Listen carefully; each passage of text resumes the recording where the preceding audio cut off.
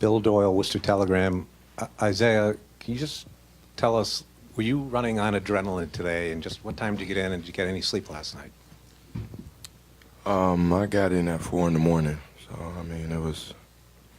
Tried to get as much sleep as I can on the flight, and then when I got home this morning, but I mean it was tough, but it's the playoffs. There's no excuses. I decided to play, and I just tried to give it all I got for my team, and we came out with the win. Isaiah, Taylor Snow, Celtics.com. You came out of the game with less teeth than you came in with. Just what went through your mind when that incident happened, and then did it bother you throughout the rest of the game? No, it just bothers me to talk. My tongue goes right through my tooth. So I've never had dental problems, so this is new. I've always had teammates that I will always clown them about their tooth being out. Now I'm one of them, so hopefully we can replace it as soon as possible. Al, over here on your right, Paul Flannery, SB Nation. What happened to start the game when you guys got down to a 16-0 hole, and then how'd you guys get out of that? How'd you unlock that?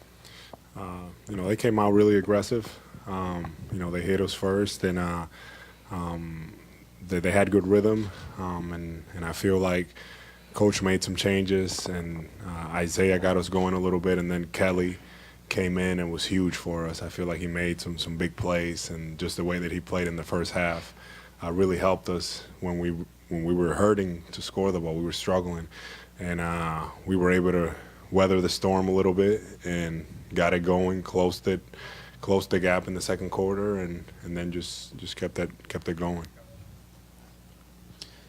Isaiah, Mark D'Amico, Celtics.com. Sorry to ask you a question. I kind of feel bad right now. But why doesn't adversity affect your team? I mean, it has at some points this season, but we always continue to just keep going. We know it's not going to be, I guess, peaches and cream all the time. And we've always played with our backs against the wall. So tonight we definitely didn't want to be down 16-0, but it happens, and we locked in even more. We settled down, we executed an offense, and we got stops. That's how we got back in the game. Sharp Blakely. Sorry. Nope. Steve, sorry. Isaiah, Steve Belpet, Boston Herald. Al, a lot of what he did during the year didn't necessarily translate to stat sheet. It's showing up there more. How are you guys doing that, and how much of a help is that for you to have a guy like him in the fourth quarter to take pressure off? It's a lot of help. I mean, there's times throughout the game where I don't even bring the ball up. We let Al do it because we know he's going to make the right play. He has a high basketball IQ, and I've said it since day one.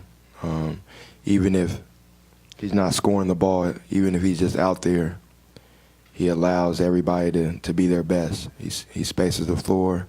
He knows where guys are going to be, and on both sides of the floor, he's a really high-level player. And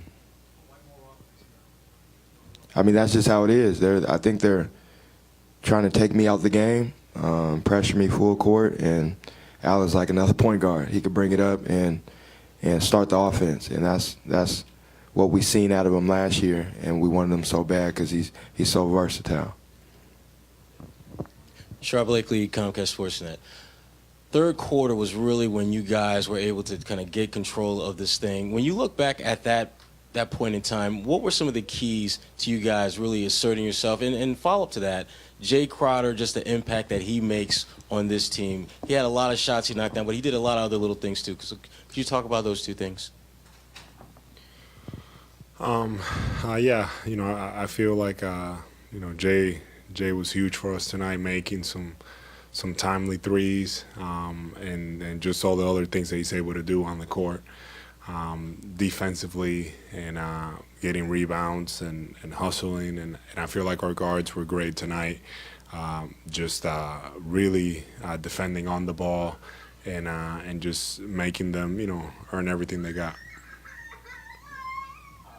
Chris Mannix with The Vertical. Al, you've seen Isaiah do some remarkable things over this past week. Just your thoughts on what he did today, his performance, especially of no sleep, coming off the plane, things like that. Yeah, no, it was unreal.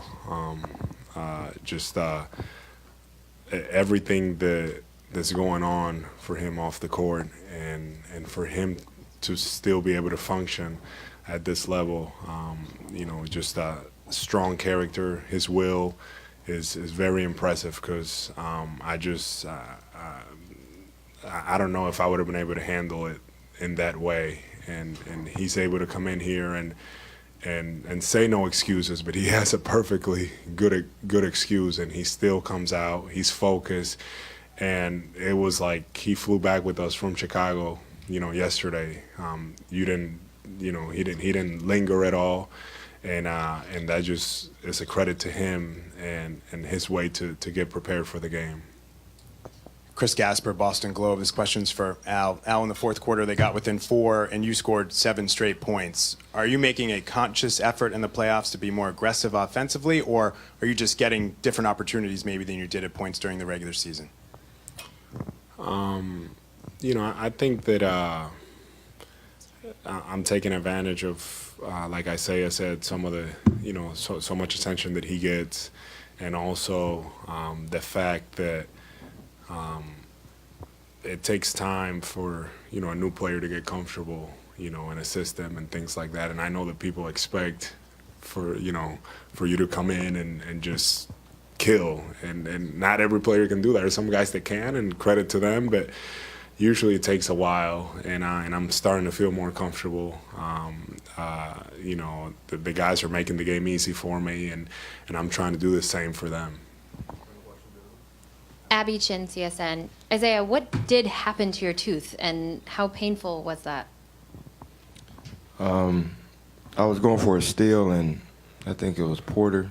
His elbow just hit me, and it came out. I mean, I've taken 1,000 hits like that, and my tooth never came out. So, but I always say pain is temporary. We're worried about it when the time comes.